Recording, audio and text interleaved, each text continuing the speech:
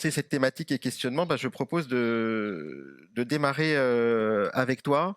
Ici, tu es au titre de l'ARS Guyane, l'Agence régionale de santé en Guyane. Tu en es la responsable du pôle numérique et innovation. L'ARS, c'est un acteur institutionnel qui est important dans la déclinaison et la mise en œuvre des politiques de santé et e-santé en particulier. Il faut aussi répondre aux besoins du terrain. Au-delà de décliner une politique nationale, vous avez des besoins propres et spécifiques en Guyane.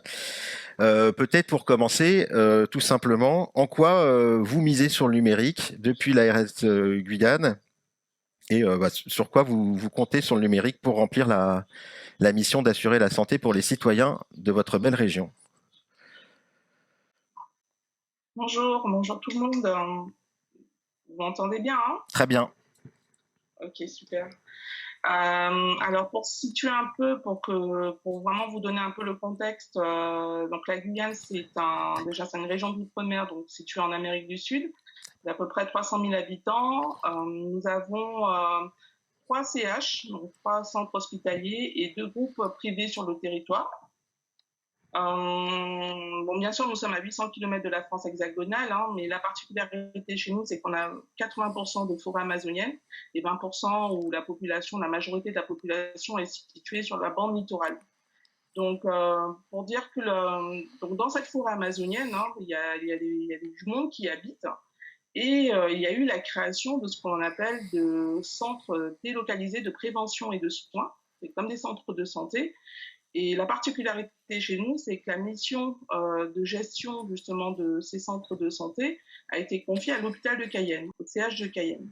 Donc dans la thématique, l'hôpital au cœur des villes et des campagnes, ça a vraiment tout son sens chez nous, puisque c'est vraiment l'hôpital de Cayenne qui est aussi établissement support du GHT de Guyane, qui porte la mission justement d'offrir une offre de soins dans les endroits les plus reculés de la Guyane, notamment dans 17 centres de soins, de prévention et des centres délocalisés de prévention et de soins. Donc, vraiment pour vous donner aussi une image, hein, parce que ça va donner toute la suite un peu de notre discussion, ces centres de soins, beaucoup sont accessibles uniquement par pirogue ou par avion. Parfois, par pirogue, c'est 3 jours de pirogue pour y arriver. Donc, ça peut être très compliqué par la suite quand l'on veut acheminer quoi que ce soit. Et donc, est-ce qu'on mise sur le numérique? Bien sûr, parce que, un peu comme chez vous, hein, nous aussi, on a une pénurie de spécialistes, de médecins, voire même d'infirmiers. Hein. On n'a pas forcément tout le panel, toutes les spécialités disponibles ici en Guyane. Et donc, dans ces centres de soins, de prévention et de soins, donc dans ces centres vraiment dans les communes isolées, on a vraiment aussi une pénurie qui est encore plus forte de professionnels de santé. Et donc, nous, on mise sur le numérique complètement. Le numérique, pour nous, c'est le moyen de faire de la continuité de soins, le moyen aussi d'accompagner le professionnel de santé, justement, qui est isolé, de pouvoir aussi l'orienter dans les décisions qu'il fait. Et puis on mise aussi sur le numérique, aussi sur tout ce qui est dossier de liaison, s'assurer que la personne, quand elle revient chez elle, quand elle est suivie par les professionnels de santé qui sont dans ces centres de soins, qu'on sache un peu qu'est-ce qui lui est arrivé quand elle est venue sur le littoral. Donc pour nous, oui, le numérique, c'est la clé pour vraiment faciliter tout ce qui est parcours de soins. Ok. Voilà. Aujourd'hui, il y a déjà du coup concrètement des services numériques qui sont utilisés, mis en place, que ce soit tu l'as évoqué, du dossier patient, voire même il y a aussi des choses en télémédecine. Est-ce qu'aujourd'hui la promesse évoquée, elle est tenue, partiellement tenue, en cours d'être tenue par rapport à ce que ça peut apporter? Alors, aujourd'hui, je dirais qu'il faudrait aller un peu plus loin que ce que nous avons mis en place. Il faut faire face à des contraintes qui sont très fortes, notamment des contraintes énergétiques, par exemple. Récemment, justement, la semaine dernière, on en a une commune isolée, donc qui n'avait plus d'électricité pendant plus d'une semaine. Donc, quand on fait face à ces problématiques de rupture énergétique, mais bien sûr, il n'y a plus de numérique. Quand on est aussi sur des difficultés d'accès au réseau haut débit, sur certaines communes, on est encore sur du satellitaire, avec tous les aléas des connexions satellites et des latences que l'on peut connaître aussi dans nos applications. Donc ça limite énormément en fait ce que l'on peut faire sur les communes isolées. Donc on essaie vraiment, notre objectif, c'est vraiment d'améliorer un peu l'offre de soins de télémédecine que l'on a dans ces communes isolées. Mais aujourd'hui, on a vraiment des freins, on va dire plutôt techniques, hein, des freins énergétiques, des freins de rupture numérique dans certaines communes. Quand je disais, par exemple, qu'il faut 3 jours pour arriver dans un centre de soins, donc 3 jours plus savoir qu'il y a une panne, trouver un peu la source de la panne, trouver le matériel pour remplacer, aller sur site pour réparer, ça peut prendre des fois, parfois plus de 2 semaines.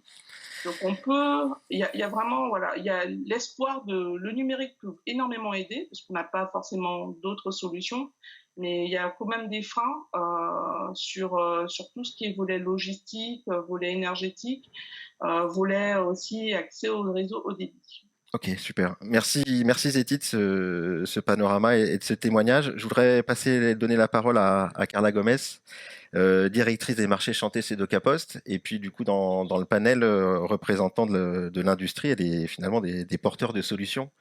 DocaPost est acteur du numérique en santé depuis longtemps. L'avantage, c'est que ça donne une expérience riche, avec des succès, des échecs, des réflexions, plus de maturité aujourd'hui, et puis de l'évolution finalement sur la façon dont vous voyez l'apport de valeur du numérique en santé. Donc peut-être de votre point de vue d'apporteur de solutions, quelle est pour vous la contribution du digital à cette promesse de diffuser l'hôpital auprès des villes et des campagnes, et puis en quoi vous faites évoluer votre vision ces derniers temps? Merci Paul. Bonjour à tous et à toutes. Alors DocaPost est référent de la confiance numérique en France et filiale du groupe La Poste. Et DocaPost accompagne les entreprises et les institutions dans leur transformation numérique et leur permet d'accélérer en confiance. Alors en santé plus particulièrement, on accompagne les acteurs de la santé dans cette transformation et on les accompagne également vers une orientation plus data-centric, donc dans leur politique de la donnée, puisque après le numérique vient l'exploration des données. Donc la contribution, vous l'avez mentionné, ça fait un peu plus de 15 ans désormais que DocaPost est dans la santé, et on y est donc au travers de l'hébergement des données de santé, au travers de plateformes d'intermédiation. On a également été sur l'IoT, la prévention, et je rejoins complètement les propos de la table précédente qui faisait effet d'un manque de business model dans la prévention. Hein. C'est 2% du budget de la santé, la prévention. Donc, effectivement, donc on a réorienté nos activités et au fur et à mesure de nos activités dans le digital, on s'est concentré effectivement sur là où DocaPost a des savoir-faire et a une légitimité, donc autour de la confiance numérique, autour du partage des données et autour du traitement et nos savoir-faire autour de ces données. Alors effectivement, quand on parle des données de santé, on pense nativement et on pense à la recherche clinique et l'exploration pour la recherche clinique. Mais nous, on travaille essentiellement, on a 3 axes principaux que sont l'optimisation du fonctionnement des établissements, ou des acteurs de la santé, l'efficience organisationnelle. Et là, ça passe par des solutions numériques, ça passe par du pilotage par la donnée, mais qui permet de mieux faire fonctionner les acteurs de la santé, parce que c'est aussi rendre du temps disponible aux soignants pour éviter les ressaisies, pour qu'ils puissent se concentrer sur leur travail de soins. Le deuxième axe sur lequel on travaille, c'est améliorer l'expérience patient et donc la relation usagée. Et on ne parle pas uniquement du parcours, on est vraiment sur tout ce qui se passe en amont et en aval, donc tout ce qui est autour du patient, le 360 patients, pour sécuriser, fluidifier le parcours et surtout le permettre au plus grand nombre. Parce que le numérique, pour effectivement, on l'a mentionné tout à l'heure, le club des Parisiens, c'est un petit peu dommage. Et effectivement, donc ce troisième axe qui est autour de l'accélération et l'accompagnement de la recherche clinique au travers de l'exploration des données de santé dans des environnements qui sont souverains, éthiques et surtout conformes à la réglementation. Donc on l'a mentionné tout à l'heure, sur l'efficience, l'objectif il est vraiment de mieux faire fonctionner les établissements, donc de travailler sur les process, sur l'optimisation logistique, hein, le mieux faire fonctionner. Et quand on parle de la fluidification des parcours, là encore on n'est pas uniquement sur la préadmission en ligne, mais tout ce qui est adressage et suivi des patients en amont et en aval de l'hôpital. Donc en amont, avec travailler avec les médecins adresseurs et créer ce lien entre les médecins adresseurs et les établissements ou les centres de soins, et ensuite en aval avec l'intermédiation et notamment la facilitation ou encore la fluidification du parcours à domicile, du retour à domicile. Et le tout, ce qui est particulièrement important, c'est qu'il faut que l'on tienne en compte de ne pas aggraver la fracture numérique. On a parlé d'électronisme tout à l'heure. L'électronisme en France, c'est 19% des adultes de plus de 15 ans. C'est 1 sur 5, c'est énorme. Et donc on travaille également au sein du groupe, et notamment avec la Poste et la Poste Santé, sur la capacité du facteur à aller vers le patient, aller au domicile et travailler, pouvoir collecter un certain nombre d'informations, notamment pour la détection des fragilités ou la prévention de la dépendance. Donc on l'a fait, alors je peux mentionner le programme ICOP qui a été mené avec le Gérontopole de Toulouse, où effectivement les facteurs allaient au domicile pour relever ces questionnaires ou faire cette détection de fragilité. On a d'autres cas également, d'autres expérimentations. Ça a été le cas pendant la période Covid, et notamment sur la détection des personnes fragiles pour les aider dans la vaccination. Donc c'est une expérimentation qui a été menée en Seine-Maritime, où effectivement le facteur va vers le patient. Donc lorsque les soignants ou lorsque les personnes sont fragiles et ne peuvent pas le faire, ne peuvent pas se servir du numérique, aller vers ces populations. Donc on est vraiment sur l'hôpital territoire de soins, mais également déporté, et le domicile territoire de soins, parce que le soin aujourd'hui n'est pas uniquement à l'hôpital et se déporte hors les murs. Très bien. Donc voilà, en 2 mots, juste l'importance d'amener du lien sans accroître la fracture numérique. Super. On poursuivra, on réinterrogera après. Peut-être donner un mot, la parole à Sandra Merteusen, professeure au CNAM, titulaire de la chaire de gestion des services de santé.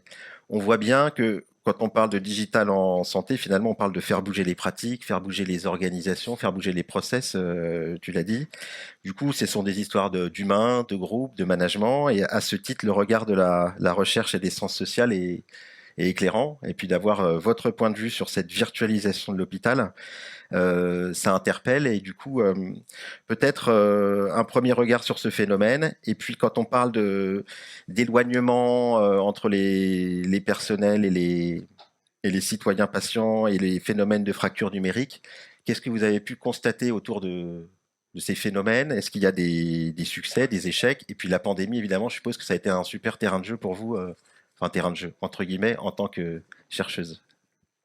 Merci beaucoup pour votre invitation. Alors oui, effectivement, vous avez raison, hein, la pandémie, et d'ailleurs ça a été souligné à de multiples reprises depuis ce matin, a créé une forme de rupture dans les usages. Il est vrai que quand on regarde les chiffres qui sont donnés par le CNDS, ça a été évoqué déjà un petit peu ce matin, on avait un peu moins de 1200 consultations, enfin téléconsultations, avant 2018, enfin jusqu'à fin 2018, 1,2 million en mars 2022. Enfin, il y a un bond quand même qui est absolument phénoménal. Et ce qu'il faut quand même souligner, je pense, c'est qu'on oublie que ce sont les hôpitaux qui ont le plus donné le ton dès le premier jour du confinement. On a tendance à oublier qu'immédiatement, les hôpitaux ont ouvert des consultations virtuelles alors qu'ils n'avaient pas du tout l'habitude de le faire. Je vais vous donner juste un exemple. Les hôpitaux de jour ont fermé dès que le confinement a été déclaré, les hôpitaux de jour en gériatrie, etc. Les hôpitaux de jour en neurologie, eux, ont fait le choix de rester ouverts en déployant immédiatement des consultations à distance, mais pas seulement, hein, des séances de kinésithérapie à distance. Le pôle Saint-Hélier de Rennes a ouvert quasiment immédiatement tout son hôpital numérique.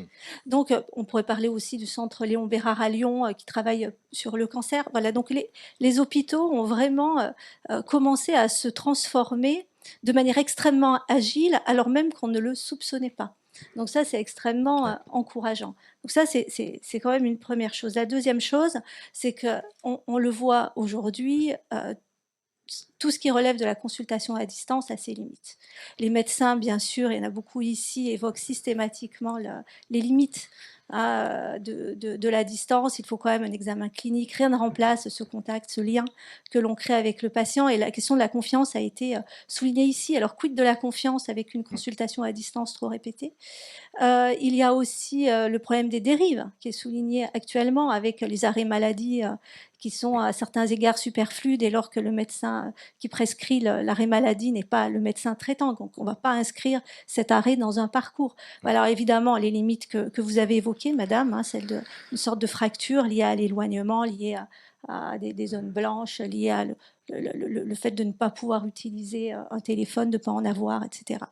Donc, tout ça, quand même, ne doit pas nous faire oublier qu'on a besoin du numérique pour, déjà dans un premier temps et à très court terme, pour les hôpitaux, j'entends, hein, puisque c'était la question de départ, désengorger les urgences, hein, évidemment, et puis ensuite venir épauler les médecins qui œuvrent au sein de déserts médicaux.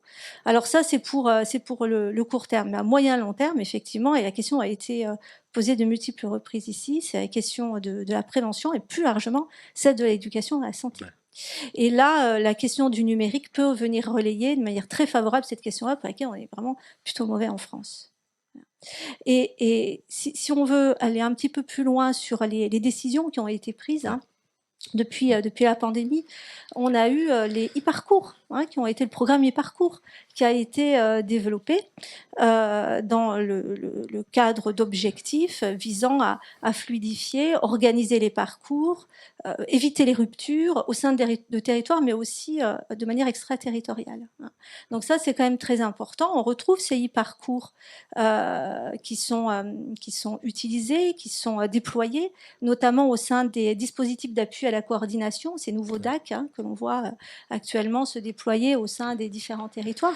Et ça, c'est vraiment un outil qui est important et qui a vraiment une utilité à la fois pour les professionnels, mais aussi pour les patients, les usagers, quels qu'ils soient. Mais quand même, il y a des limites. Puisque dès lors que l'on commence à parler de parcours, eh bien, il faut traiter du décloisonnement, puisque c'est l'objet même du programme e-parcours, décloisonnement entre professionnels, entre médecins de différentes spécialités, décloisonnement entre la ville et l'hôpital, décloisonnement entre le sanitaire, le social et le médico-social. Et là, c'est pas un vain mot pour ceux qui doivent animer ces e-parcours. Donc, on a à la fois une question de technique liée au numérique, mais aussi une question d'évolution des métiers. Parce qu'évidemment, coordonner ce type de programme au sein des DAC, mais pas seulement, c'est quand même une tâche qui n'est pas aisée. Ça pose la question du pilotage. Vous avez fait référence tout à l'heure au pilotage. Quel pilotage organisationnel pour ce type de programme? C'est quand même des modèles tout à fait nouveaux pour lesquels on n'a pas l'habitude de travailler. Et puis aussi, quelle légitimité pour ceux qui doivent coordonner des médecins, des paramédicaux, alors même que forcément, on ne l'est pas à tous les coups. Donc, ça pose cette question-là. Alors, puisque vous me posiez la question en tant que chercheur, on travaille aussi sur nos formations et on développe des formations pour aller dans ce sens-là. Alors, il s'appuie évidemment sur des outils qui ont été choisis dans le cadre du Ségur du numérique. Hein, vous savez, le fameux socle déterminé. Alors, les messageries sécurisées, le dossier, le DMP, évidemment. On a certains outils du quotidien. On a la e-prescription, vraiment pour sécuriser et fluidifier la prescription, vraiment du tout début jusqu'à la prise, hein, presque du médicament. Voilà. Mais évidemment, on voit dans tous ces exemples-là, et finalement dans le bond que l'on a fait depuis la pandémie, que l'on a un transfert de compétences techniques à opérer, évidemment, mais le plus difficile, et c'est ce qui nous occupe, nous les chercheurs, c'est le changement épistémologique.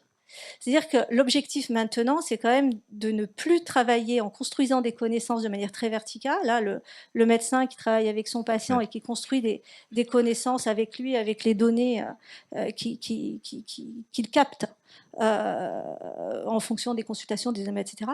Mais il s'agit d'organiser une connaissance et la créer de manière beaucoup plus transversale en mettant le patient tout à fait au milieu. Et c'est pas du tout une figure de style. Non.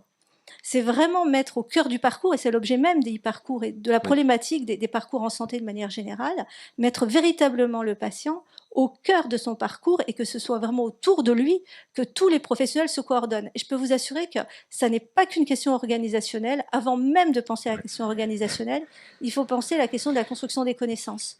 Eh ben super, ça me fait une transition toute trouvée pour introduire notre dernier invité, Antoine Malone. Vous êtes responsable du pôle prospective Europe internationale à la FHF, Fédération hospitalière de France. Et justement, on est là, on met le doigt dessus. La question est posée de manière volontairement très hospitalo-centrée, offre de soins centrés.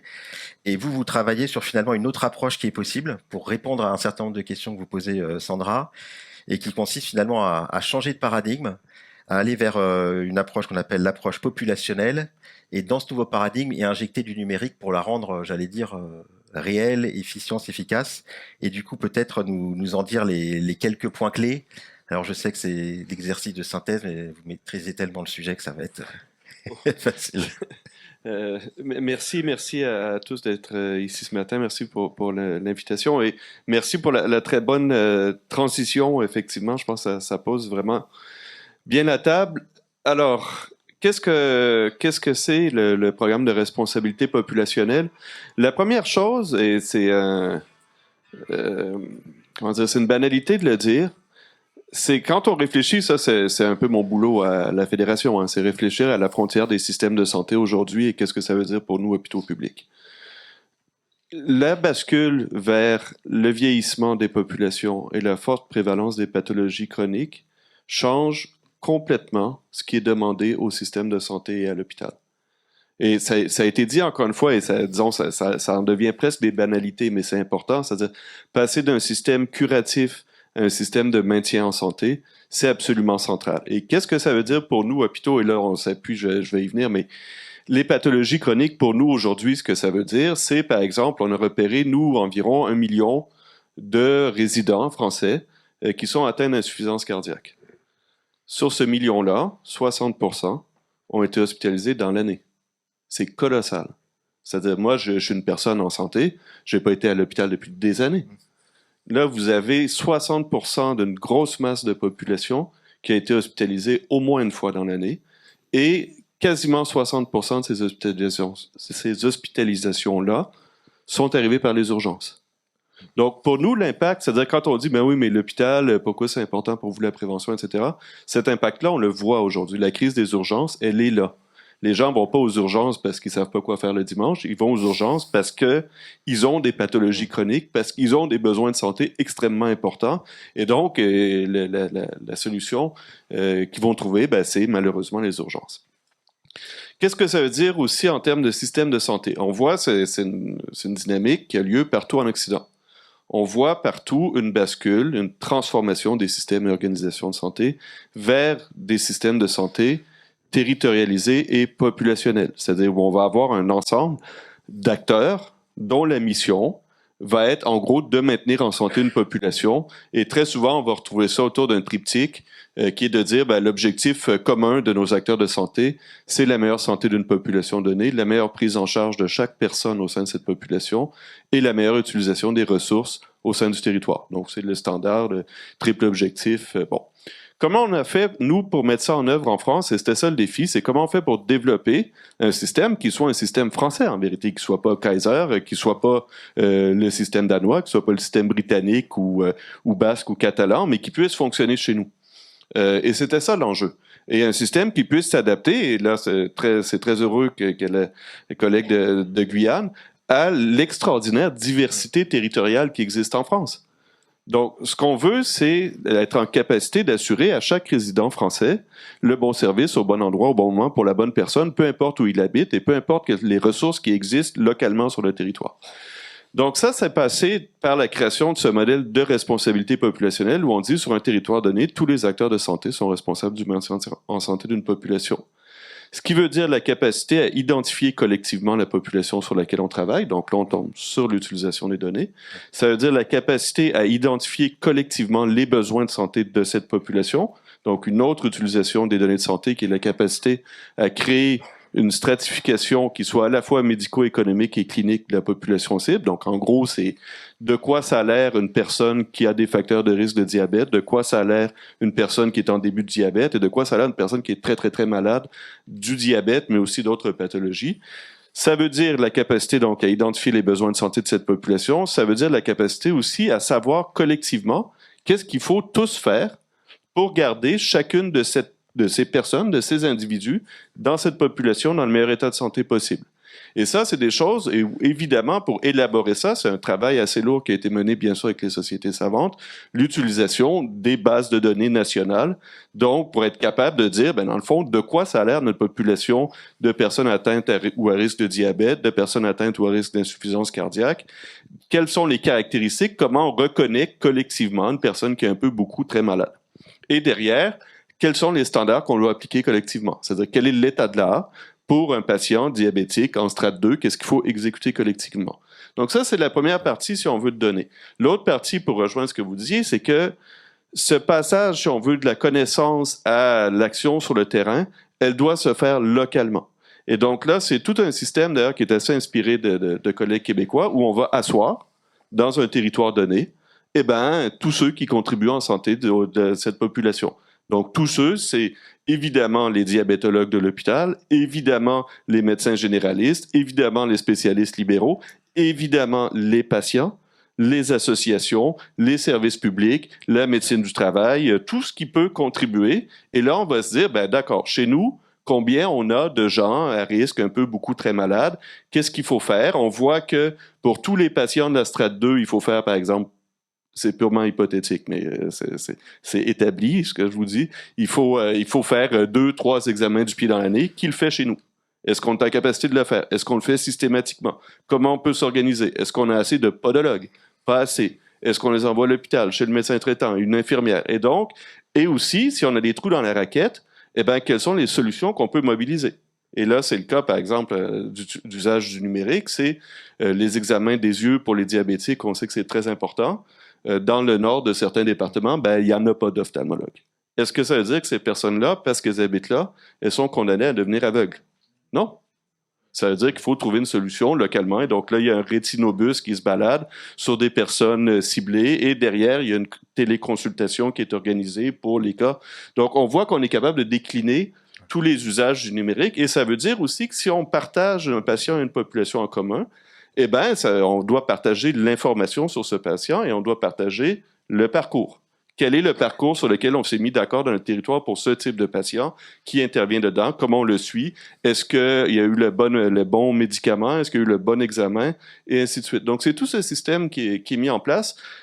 Qu'on teste donc dans 5 territoires pilotes, à peu près 1,5 million de population au total. On vise 60 000 résidents atteints de diabète de type 2 ou d'insuffisance cardiaque, 300 000 personnes à risque. Aujourd'hui, on a à peu près 700 professionnels qui travaillent dans le modèle. On a 5 000, et ça, c'est le troisième point, et je m'arrêterai là-dessus, sur l'importance de l'humain. C'est-à-dire, ce que les données vont nous dire, c'est dans le fond qui il faut aller cibler et c'est quoi les facteurs de risque. Après, nous, ce qu'on va aller chercher, c'est des individus, c'est des personnes. Et les personnes en Haute-Saône, ce ne sont pas les mêmes qu'à Douai. Et ce ne sont pas les mêmes environnements. Et ce ne sont pas les mêmes conditions socio-économiques. Et donc, le message qu'on va faire passer, les vecteurs qu'on va utiliser localement, évidemment, ce ne sont pas les mêmes en Haute-Saône qu'à Douai. À Douai, on va travailler, on sait bien qu'il y a des quartiers très pauvres, politique prioritaire de la ville, forte population immigrée. On s'appuie bien sûr sur des associations locales qui connaissent le terrain, parce que si on leur envoie un professeur pour faire un discours en haut d'une chaire, ça ne passera pas.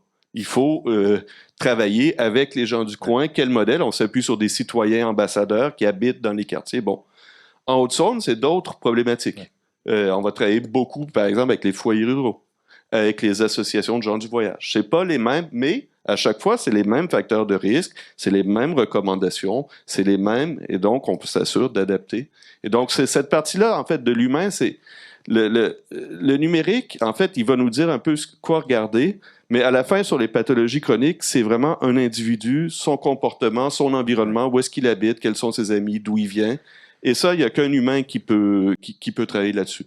Et infiniment plus vite que n'importe quel outil connecté, c'est-à-dire que vous demandez à un habitant de Douai ou d'un quartier, ben, de quoi ça a l'air les gens chez vous, il va vous le dire tout de suite. Donc ça, c'est cette partie-là. On peut amener les gens assez loin avec le numérique, mais seulement jusqu'à un certain point. D'accord. on voit bien du coup, il y a un côté modèle applicable partout, mais cette déclinaison in fine qui se fait tout près du terrain. Du coup, Zeti, quand on a préparé l'entretien sur ce côté, quand on arrive sur le terrain, il y a des adaptations à faire, que ce soit du modèle conceptuel comme on en parle, ou que ce soit des technologies. Vous m'avez parlé du manque j'avais beaucoup aimé le terme, d'innovation du dernier kilomètre. Vous voyez arriver des technos et des solutions numériques qui ont l'air pas mal, qui ont l'air de répondre, mais il manque cette adaptation au dernier kilomètre qui fait que ça ne peut pas être mis en œuvre. Vous pouvez en dire un petit mot ce que vous entendez par là et illustrer par quelques spécificités qui font qu'on ne peut pas utiliser un logiciel lambda, par exemple, dans certains contextes guyanais. Oui, bien sûr. Hein, j'ai un écho. On vous entend très bien d'ici. D'accord. Alors oui, les solutions logicielles aujourd'hui qu'on déploie, donc quand on est surtout dans les communes isolées, hein, ce que je disais tout à l'heure, dans les centres de soins qui sont vraiment éloignés du littoral de la Guyane. Par exemple, un exemple simple, on va demander à un médecin de se connecter avec un outil login mot de passe avec une double authentification. C'est un exemple simple, on ne sait pas ce qu'il faut faire. Hein. Mais dans ces communes-là, on a tellement un turnover tellement important et parfois on a besoin d'accéder à cette information, elle n'aura pas accès parce qu'elle n'a pas le profil de médecin. Donc, il faut vraiment parfois trouver des solutions pour pouvoir réadapter par rapport vraiment au contexte local. Alors ça, c'est un exemple, mais je pense aussi dans les applications, enfin, par exemple, hein, je prends une application telle que Mon Espace Santé, qui est une très belle application, hein, qui nous aide énormément sur le territoire, surtout pour tout ce qui est continuité des soins et pour nos patients qui voyagent beaucoup vers la France hexagonale pour les suites de soins. On a une population qui ne lit pas le français, qui ne parle pas français. Donc, c'est un peu compliqué d'adapter ces outils-là aussi à ces populations.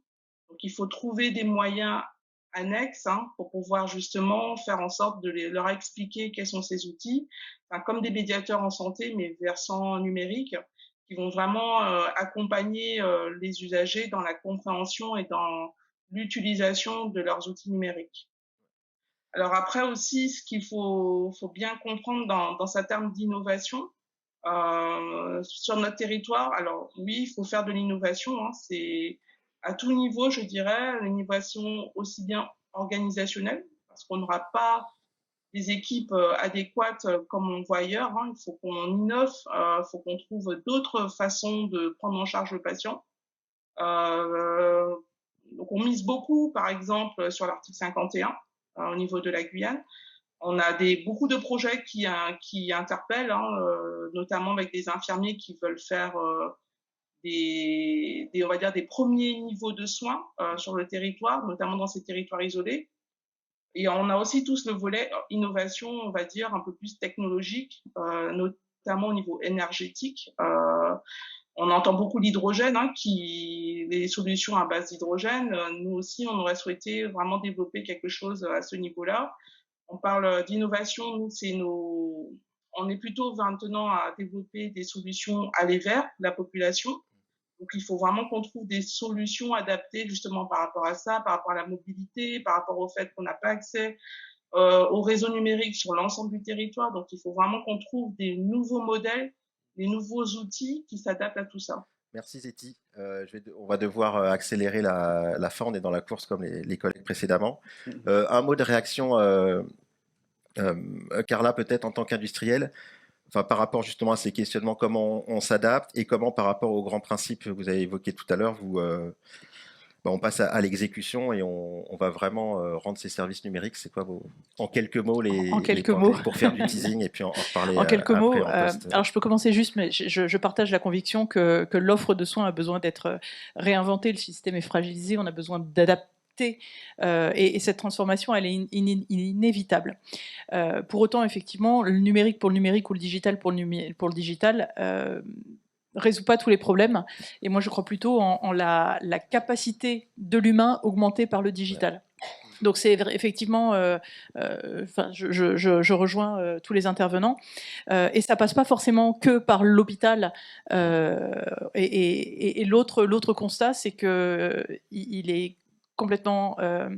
On peut pas faire plus de soins, puisqu'aujourd'hui on est dans des phases où on a besoin de plus de soins avec moins de budget. Donc c'est vraiment cette nécessité, et on est dans le sens de l'urgence qu'on peut voir dans la conduite du changement. Il faut que ce changement s'opère.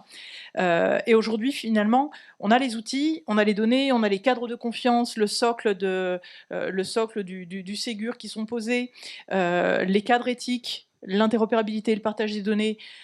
Donc il faut vraiment qu'on arrive à passer à l'échelle et effectivement passer au-delà de ces articles 51, parce que l'innovation et les expérimentations, c'est bien, mais c'est dans le temps, c'est des financements dans le temps, et vraiment, moi, je suis persuadée qu'il faut vraiment qu'on arrive à passer à l'échelle du territoire, parce qu'on a vraiment ce besoin de transformation, de passer du curatif à une prise en charge globale de la santé.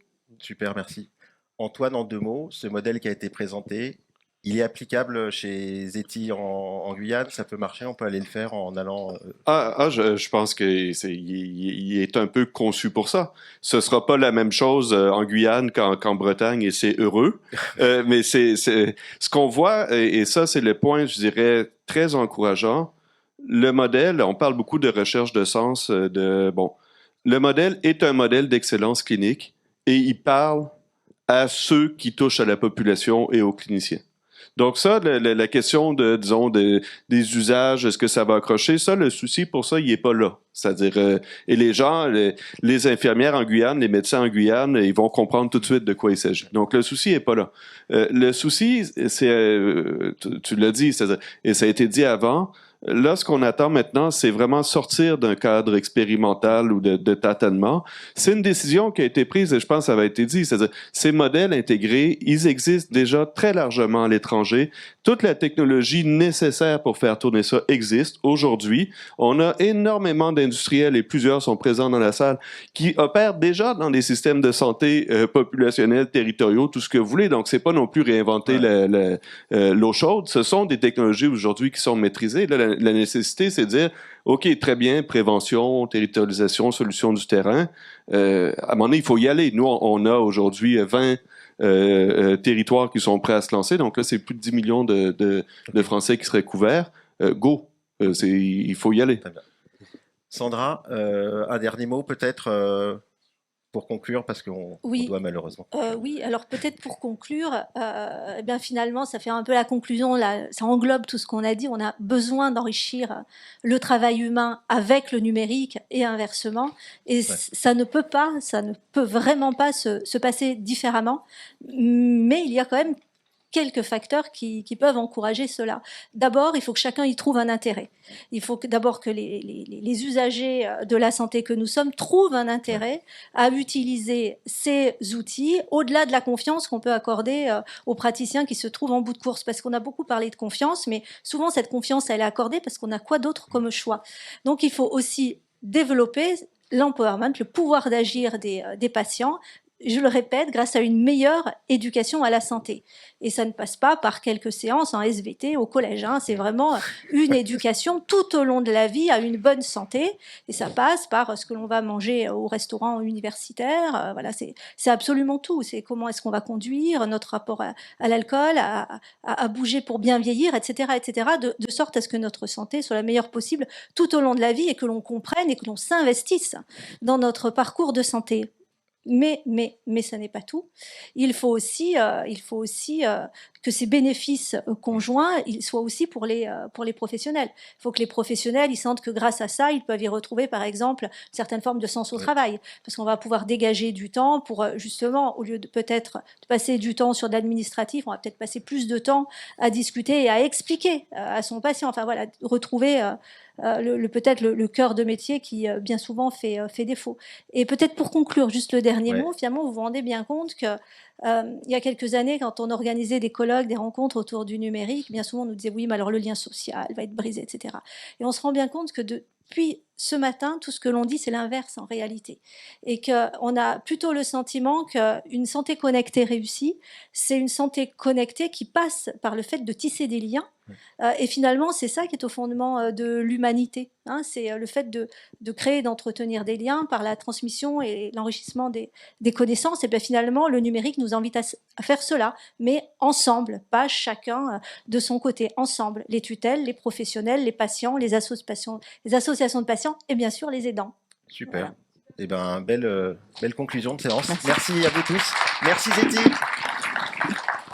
Merci beaucoup Zeti. Bonjour à Cayenne. Et merci à mes invités.